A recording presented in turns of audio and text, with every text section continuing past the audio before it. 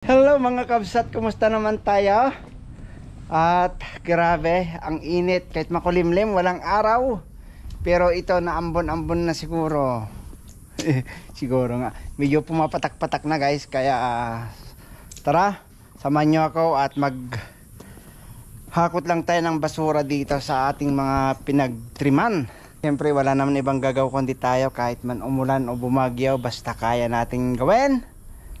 Tara, let's! Baka unahan pa tayo ng iba. Let's go! So yun na nga guys, nandito na tayo sa taas at sa area nating paghahakutan.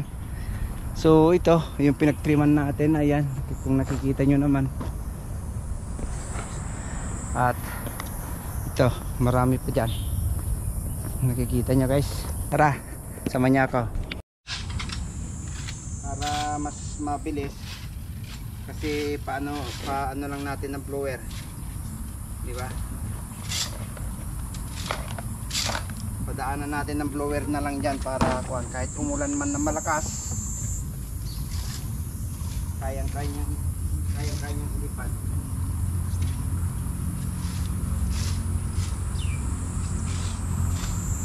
Diba? Bilis. Kunin mo lang na ganyan.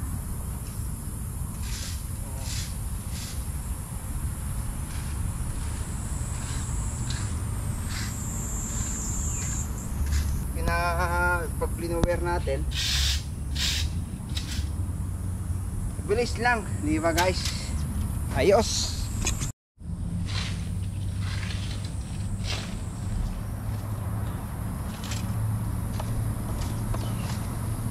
So, ito lang ginagawa natin dito guys, araw-araw. Kung hindi, bunot-bunot lang tayo. Kaya ito, hirap ng trabaho natin. Hindi kaya ng iba ng opisina. Hindi sila na arawan.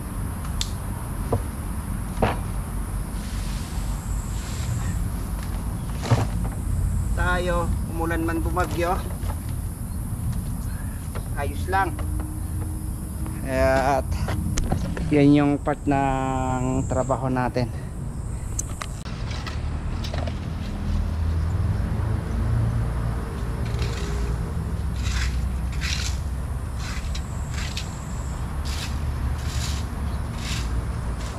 Ipunin muna natin na ganyan para isama yung hakot.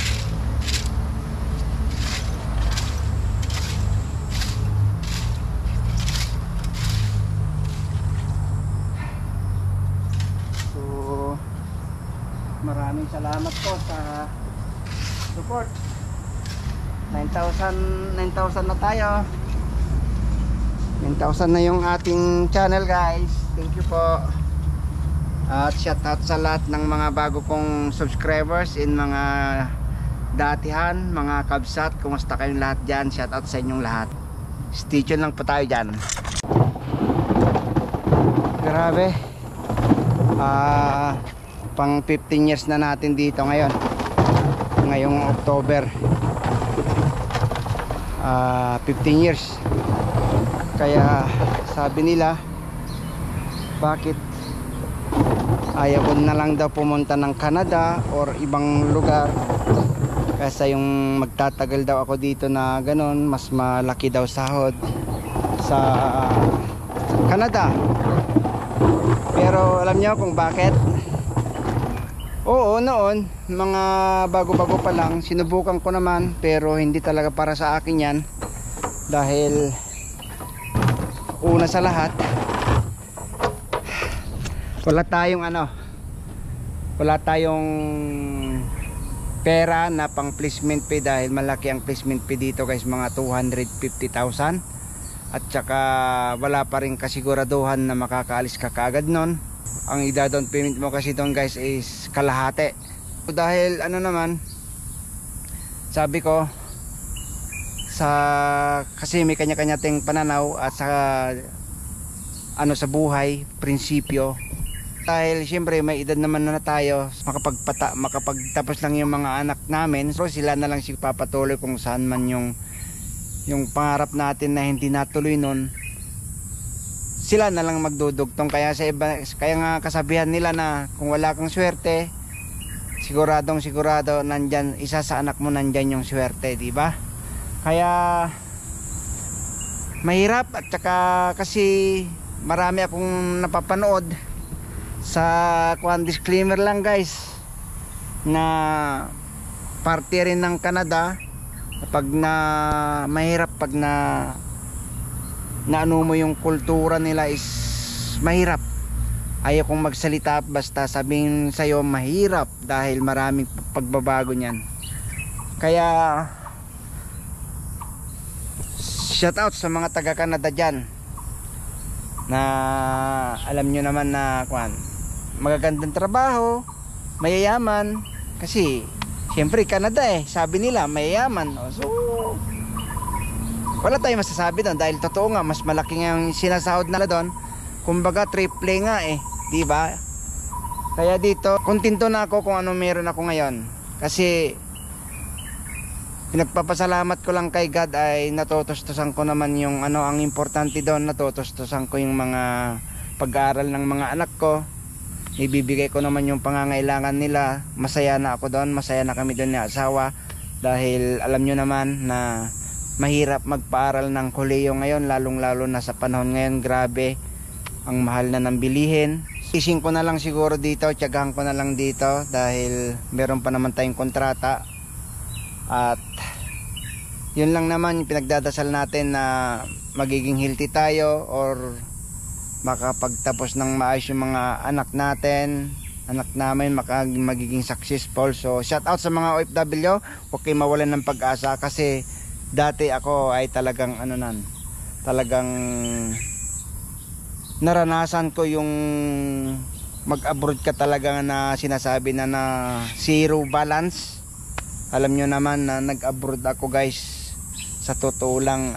Siguro hindi nyo pa alam, kung ikwento ko yung talagang talambuhay ko ay talagang baka pang maalala mo kaya. Kasi alam nyo naman, kahit dalawa kami dito noon ay talagang alam nyo na pinanggalingan namin, hindi ko kinakahiya, ay talagang nangutang talaga kami, kasi zero balance talaga kami nung nag-apply kami dito, nag-abroad. So maraming salamat dahil ngayon ay mayroon pinagbago yung buhay namin, at nakapagtapos na rin si Ate Meme, tsaka yung Chinita Prinsesa natin ay nasa 3rd year college na. Yun lang, pakiusap po sa anak ko na tiisin niya kung ano man yung paano hirap na mag-aral or what, basta gawin niyang inspirasyon yung kung ano yung buhay namin dati, at huwag namin balikan yon. Kaya saludo ako sa aking mga anak, dahil kahit magkalayo-layo kami ay talagang talagang pinupursige nila yung pag-aaral din nila. Kaya dahil hindi naman sila ganong katalino, pero sumasama naman sila sa DL, at saka ano ba yung tawag nun? Highest award ba tawag nun? O basta may sila, kasi di ba dati may first honor, second honor, ganon. So nasa top 5 naman si RBB naming bunso namin. So saludo ako sa inyo mga anak, at pagpatuloy nyo lang yung naumpisahan nyo, di ba? Para hindi kayo kagaya ni Papa na mag-abroad pa kung para makapagtrabaho lang na maayos. Siyempre kung sa Pilipinas talaga guys, kung may magandang trabaho ka talaga at swertihan talaga makapasok sa magandang rin sa atin, talagang mabubuhay ka rin. So yun, at ito, hakot lang tayo guys. Mamaya na yung emotion na naman, baka mamaya doon na tayo sa maalala mo kaya.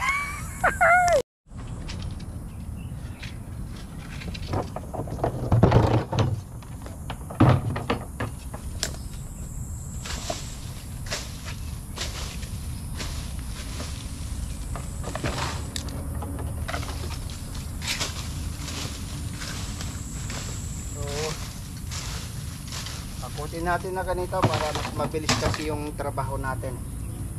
Kaysa yung itaboy ko dun hanggang doon, mas matagal. Ganito mabilis lang.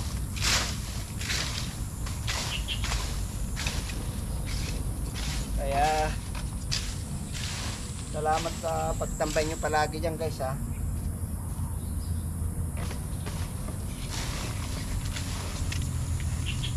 Shoutout kay Sir Childred Jose, tsaka kay Bro Alvin,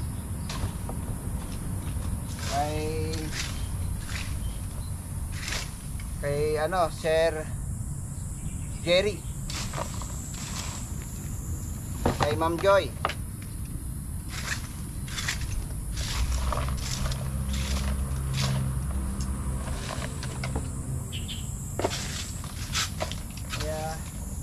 Hinihintay ko, tagal namang umulan kasi ang grabe, init.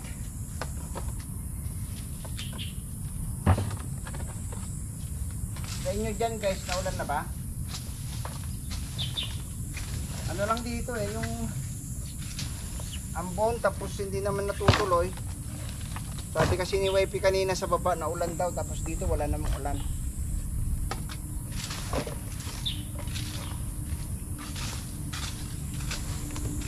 So ganito lang yung gagawin natin today dahil tapos ko naman ng tabasin, mag-trim. So maghakot na lang muna tayo ng basura guys. So stay tuned lang po tayo dyan guys. Shout out sa inyong lahat, God bless. Blower ko lang muna yung mga yung mga natitirang dahon-dahon na gano'n para 100% na malinis na. So kukunin ko lang yung machine, nandun yung machine sa may sa may kubo kasi wala pang gasolina yon.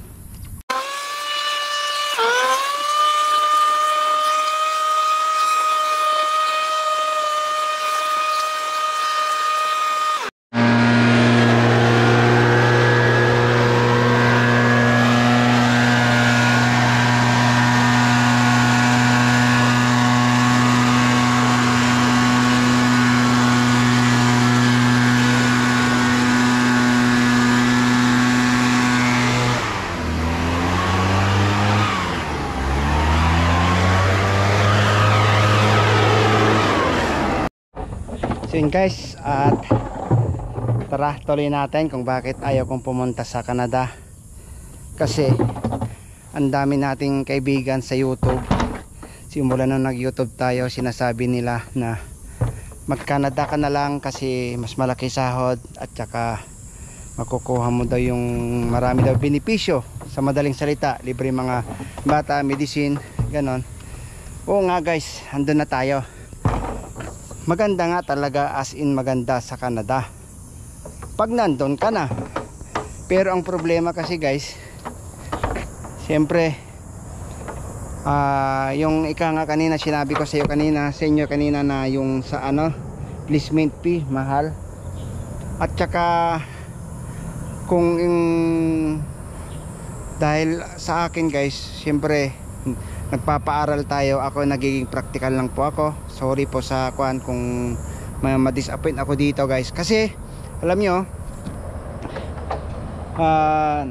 nagpapakuliyo kaysa mag-apply ako ng papuntang Canada is magbabayad pa ako ng, sinabi ko, ng placement fee na 250,000. So siyempre saan ako kukuha ng 250,000 dahil ayaw ko naman ng kagaya nung nakaraan, mga nakalipas na taon, buwan, na mangutang. O nga, andyan yung utang, ika nga. Kasi yung placement fee ko na yun guys, kung pinagana ko lang kasi yung practical natin, yung para hindi natin magkautang-utang, kasi mahirap yung magkautang guys, kasi naranasan ko na, galing tayo dyan sa wala. So sa 250,000 na yon, kung mag-abroad, oo nga, maghintay ako ng mga ilang buwan, ilang taon, hindi natin masabi, di ba? Gamitin ko na lang na guys, pang enroll ng mga anak ko, allowance na lang nila, ganon. Kasi kumbaga mas sigurado pa yon na umaano yung pera natin. Kasi pag mag-abroad tayo, pupunta na ng Canada, pagdating mo doon, hindi naman bigla ang big time ka, syempre marami tayong babayaran doon, mga taxes, mga di ba? So pinili ko na lang dito guys sa bansang Taiwan na kasi hindi ko naman na pinangarap yung hindi ko na pinangarap na yung immigrant na doon. Siguro noon nung medyo bata-bata pa tayo, kaso nga lang mahirap. Ayaw ko na kasing magsalita dahil alam nyo na hindi naman lahat na nakapunta ng Canada is ganon sila, di ba guys? Na ang ano kasi, pag na-adapt mo na yung kultura ng Canada, yun lang ang mahirap. Kaya doon wala tayong masabi guys. Ano na lang natin, gawin na lang natin inspirasyon na at least mapagtapos natin yung mga anak natin na kahit nandito lang tayo sa bansang Taiwan o saan man kayong bansa guys. Kaya hanggang dito lang talaga tayo siguro na inano ni Lord na makapaghanap buhay, di ba? Wag na tayong lumayo pa kasi mahirap kung lalayo pa tayo kasi hindi natin alam yung sitwasyon. Siyempre may edad na rin tayo, hindi ko nang pinagkakailan na may edad na tayo. So ngayon ay unti-unti naman natin na ibibigay yung mga pangangailangan ng mga bata, lalong-lalo dyan sa eskwelahan nila. So yun guys, bunot muna tayo. Ayan. Kaya ito, bago nating hindi magbunot muna tayo ito, tapos tayo ulit mamaya doon, maghakot. Kaso ito muna yung unahin natin kasi madadaanan dito, makita nila na madamo. Oo nga guys, maraming nangangarap papuntang Taiwan ay Canada. Pero marami din galing dito na nagpunta ng Canada na ganun. Kasi kahit pumunta ka doon guys, hindi mo naman agad-agad na alam na makakuha ka ng EPRC, di ba? Yung Philippine residence, Canadian residence ka do, di ba? Hindi naman nila yun eh. Hindi mo masasabi yun eh. Kasi marami rin nagpunta doon na hindi naman guys eh. Hindi naman ganun successful yung buhay. Kaya sa pag-abroad talaga naniniwala na ako na kahit anong abroad pupuntahan mo, swertihan pa rin yung mapuntahan mo, yung laki ng sahod or what. Swerte rin tayo na nakapag-abroad tayo. Pero hindi naman ibig sabihin nun lahat, diba? Pero nandun pa rin yung sinatawag na, siyempre hindi naman pare-pare yung sahod natin eh. Kaya pag-usapang Canada guys, sorry po, wala akong masabi dyan. At tanggapin na lang natin yung katotohanan. Wala tayong guys, wala tayong pang placement pay. So kaya sabi ko sa inyo, kung nung bata-bata pa ako siguro okay na. Pero ngayon dahil siyempre third year college na yung anak ko, okay, tapos kumbaga hindi ko alam kung anong plano niya pagkatapos niya, kasi nagsasabi sa akin ngayon na baka mag-doctorate daw yata o mag-doktora. So pares naman yun, may doktor, pero yung doctorate tsaka magkapareho po yun. So yun guys, at suporta na lang natin kung ano yung gusto ng bata, kasi malaking kayamanan na natin yon kung natupad natin yung mga pangarap nila, di ba? Na isa na mabigyan natin ng magandang edukasyon. So yun guys, yun lang masasabi ko. Ang natin doon ay wala tayong magastos kasi napapuntang Canada. So yun guys, pinili ko na lang talaga dito sa mag-stay dito sa Taiwan. So kasi kontento na ako kung ano yung binibigay sa akin ni Lord tsaka sa aking mga boss, dahil siyempre mababait naman sila sa akin. Kaya kahit papaano, kasi pag pag nagsabi naman ako kung halimbawa may problema ako ganito ganyan, naiintindihan naman nila ako. Kaya yun guys, umuulan na, so bunot tayo ulit. At saka guys, Tsaka kontento na ako dito sa aking trabaho.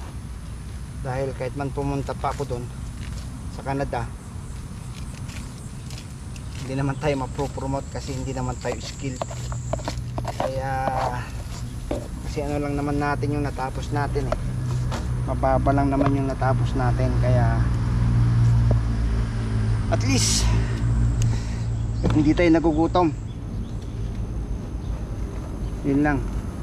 Maganda sa Canada lalo na pag ano, yung skilled ka ba pupunta doon. Pero kung kagaya ko lang na ano, na kanong natapos, mahirap makipagsapalaran kasi di ba mahigpit yung Canada ngayon dahil maraming hindi na isyuhan ng mga ano ganito ganyan. Kaya para ano pa guys, di ba? Ang ganda-ganda ng trabaho ko dito. At saka na-adapt ko na yung mga ano nila na dito na kasi sa Canada wala akong masabi talaga. Maraming nagpunta doon pero hanggang ngayon mayayaman na sila. Ganun lang yun guys. Kaya kasi sa akin hindi ka naman hinangad yung ano eh, hindi ko na hinangad yung maging mayaman. Kumbaga kalahati ng buhay ko nandito na tayo sa pag-abroad, pagtatrabaho. Makaipon lang ng konti pampara sa kumbaga ano ba yung tawag nun, para sa pagtanda natin ay talagang ano, retirement fee na tinatawag. Makaipon lang tayo ng pang ano ba, na kahit pag uwi natin sa Pilipinas, pagtanda natin ng 60, at least kahit papaano kung may mga trabaho man yung mga bata, kumbaga kaya pa rin natin tustusan yung ating mga ano, sarili ba, yung para sa ano. Kasi mahirap yung guys, yung ano, walang ipon tapos may sakit ka, nako, delikado yun. Huwag naman tayo magkasakit. So yan guys, at hakutin lang natin dito at mga ano naman, tama na yung sobrang ano, emotional to guys. So kunin lang natin yung dustpan. Kayo dyan guys, gusto nyo bang pumunta ng Canada?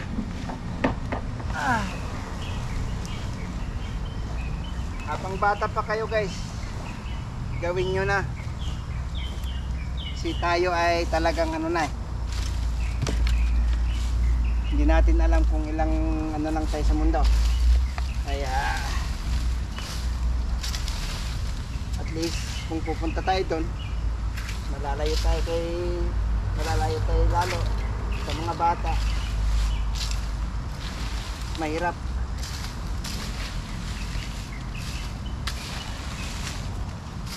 So yun, talagang lumalaki na yung patak ng ano, ambon niya guys.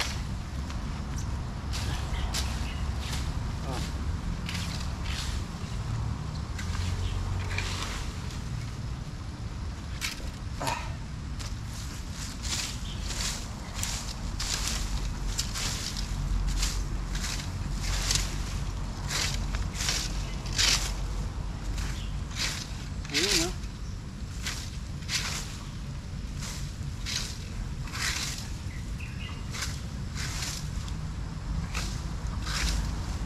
Isang araw na lang preparasyon natin guys.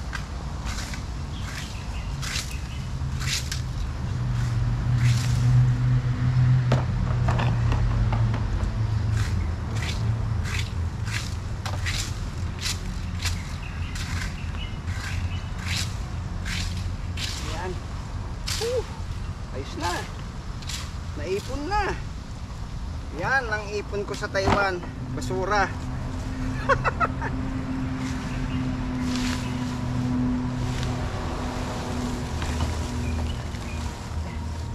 May sakit yung ano ko dyan guys, yung shoulder. Uy, English yun ah. yung tinatawag na frozen shoulder.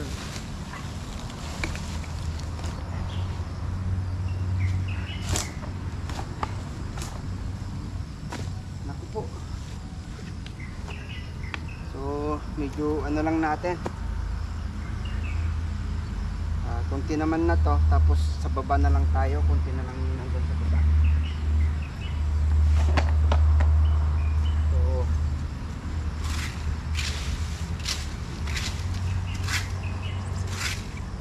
samantalain natin habang walang araw, kasi ang hirap pag may araw eh, lalo kang ano, lalong di ka makahinga sa init. At least pag ganito kunti lang, kaya samantalain natin. Hindi mabigat na, pero silayin na lang natin mamaya. Ganito naman, hakot basura. Ganito trabaho sa Taiwan. Parang nasa bukid, nagbabasura.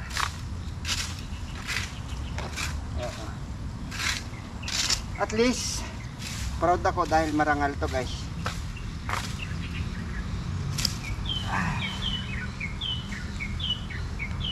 Ayun.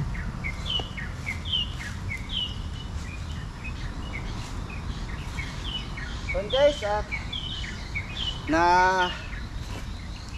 hakot na natin, itatapon na lang natin to, at dito na lang natin tatapusin tong vlog na to.